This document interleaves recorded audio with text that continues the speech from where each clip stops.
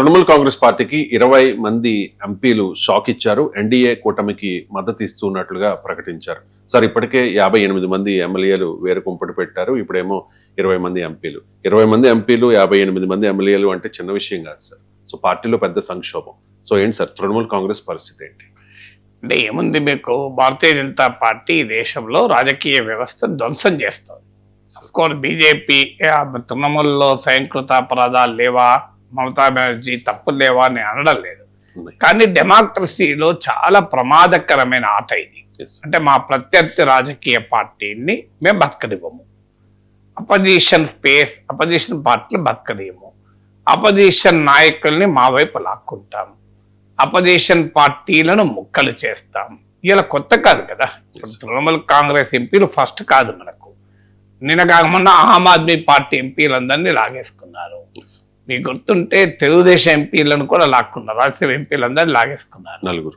So ఇలా అన్ని పార్టీల నాయకుల్ని మేము లాగేసుకుంటాం, అన్ని పార్టీలను ముక్కలు చేసి పడేస్తాం. ఇది శివసేనను ముక్కలు చేశారు, ఎన్సీపీని ముక్కలు చేశారు, ఇప్పుడు తృణమూల్ కాంగ్రెస్ ముక్కలు చేయిస్తున్నారు. సో ఇది will it augur well for democracy? ఎవరిది పై చేయి, ఎవరిది పొలిటికల్గా ఏమవుతుంది, తృణమూల్ కాంగ్రెస్ తప్పులు లేవా, మమతా బెనర్జీ ఏమన్నా సొక్కం బంగారమా, ఇవన్నీ వేరే చర్చ అయితే ప్రజాస్వామ్యానికి ఇది మంచిదా? ఒక హెల్తీ పార్లమెంటరీ డెమోక్రసీకి ఇది మంచిదా? ఒక కాంపిటేటివ్ పొలిటికల్ పార్టీ సిస్టమ్ ప్రజలకు అవసరం తప్ప ఇలా నిరంతరం ఫ్రాగ్మెంట్ అయ్యే పొలిటికల్ సిస్టమ్ దేశానికి మంచిదా? ఇది గుణమే చేసుకుని చెప్పండి ఎవరైనా. ప్రజాస్వామ్యం పైన, రాజ్యాంగం పైన విశ్వాసం ఉండేటువంటి ఎవరైనా ఈ పరిణామాల్ని ఆహ్వానిస్తామా? సో దీనికి ఆన్సర్ నా అంచనా బీజేపీని అభిమానించే వారు కూడా ఇది మంచి పరిణామమే అనుకోరు. బీజేపీని అభిమానించే వారు, బీజేపీకి ఓటు వేసిన సెన్సిబుల్ సెక్షన్స్ చాలా మంది కూడా దీన్ని వ్యతిరేకిస్తారు. ఇదేం కల్చర్ అయ్యా అని. ఇప్పుడు కాంగ్రెస్ పార్టీ ఈ రకమైన పొలిటికల్ మ్యానిపులేషన్లు ఇవన్నీ చేసి ఇవాళ ఈ పరిస్థితి తెచ్చుకుంది. మరి బీజేపీ కూడా కాంగ్రెస్ ముక్త భారత్ అని చెప్పి కాంగ్రెస్ పొలిటికల్ కల్చర్ను ఇంకా అడ్వాన్స్డ్ అండ్ ఎన్లార్జ్డ్ వర్షన్ను ఇంప్లిమెంట్ చేస్తే ఏంటి దేశానికి? ఒక దేశంకి, ఒక రాజకీయ పార్టీకి ఒక సిద్ధాంతము, ఒక విధానము, నాయకునికి ఒక వైఖరి ఉండాలి. ప్రతిపక్షాలు ఉంటే అవినీతిపరుడు, మా పార్టీలో ఉంటే నీతిమంతుడు, సువేంద్ర అధికారి అయినా, అశోక్ చౌహాన్ అయినా, హేమంత్ బిశ్వా శర్మ అయినా, ప్రతిపక్షాలను పార్టీ యాంటీ డిఫెక్షన్లా రాజ్యాంగ స్ఫూర్తితో వచ్చిన బిల్లు, దానికి తూట్లు పొడుస్తాం. ఇప్పుడు 20 ఎంపీస్ అంటే 1 more than 2/3 అంటే 2/3 ఫిరాయించారు కనుక మాదే అసలు తృణమూల్ కాంగ్రెస్ ప్రకటించుకొని వాళ్ళు ఎన్డీఏలో చేరతారట. వాళ్ళు ఎవరి మీద గెలిచారు?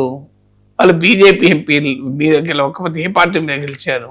అంటే ఒక్కసారి అసెంబ్లీ ఎలక్షన్స్ అయిపోతే వీళ్ళందరూ సిద్ధాంతాలు మార్చుకుంటారా? అంటే వీళ్ళను భయాన్నో నయాన్నో లోపలేశారన్న సంగతి అర్థమవుతుంది కదా. అంటే కేసులు పెడతామనో, లేకుంటే సిబిఐ వస్తుందేమో, ఈడీ వస్తుందనో, ఐటీ వస్తుందని, లేదంటే డబ్బులకు అమ్ముడుపోవడమో, లేదంటే రాజకీయ అవకాశవాదంతో. కాకపోతే వేరే రీజన్ ఏంటి? మీరు ఇవాళ తృణమూల్ కాంగ్రెస్ నుంచి బయటకు వస్తున్న 20 మంది ఎంపీలు కానీ, 58 ఎమ్మెల్యేస్ కానీ ఏది కారణం? వాళ్ళు చెప్పే వ్యాలిడ్ రీజన్ ఏంటి? ఏదో చెప్పడానికి అభిషేక్ బెనర్జీ చెప్పచ్చు, అది కొంత నిజమా ఉండొచ్చు, కానీ వీళ్ళే కదా అంతకుముందు అభిషేక్ బెనర్జీ చుట్టూ బెల్లం చుట్టూ ఈగలు వాలినట్టు వాలింది. వీళ్ళు ఎవరు? వీళ్ళంతా ఏమన్నా అభిషేక్ బెనర్జీ పైన పెద్ద పోరాటం అంతర్గతంగా జరిపారా? ఆయన కాళ్ళొత్తి, ఆయనకు మస్కా కొట్టి పదవులు తెచ్చుకున్న వాళ్ళే కదా. ఇవాళ వచ్చేవరకు ఆయన కారణం ఏదో చెప్పడం, ఇదంతా క్లియర్ పొలిటికల్ డీజనరేషన్. ఈ డీజనరేషన్ బీజేపీ ఒక్కటే చేస్తుందా? మమతా బెనర్జీ ఏమైనా గొప్పదా? నేను మమతా బెనర్జీ గొప్ప సర్టిఫికేట్ ఇవ్వడం లేదు.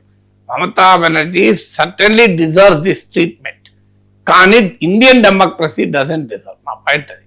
మమతా బెనర్జీకి ఈ పరిస్థితి ఏర్పడినందుకు నేను ఏమాత్రము బాధపడలేదు, కానీ భారత ప్రజాస్వామ్యానికి ఈ పరిస్థితి ఏర్పడినందుకు మాత్రం బాధపడతాను.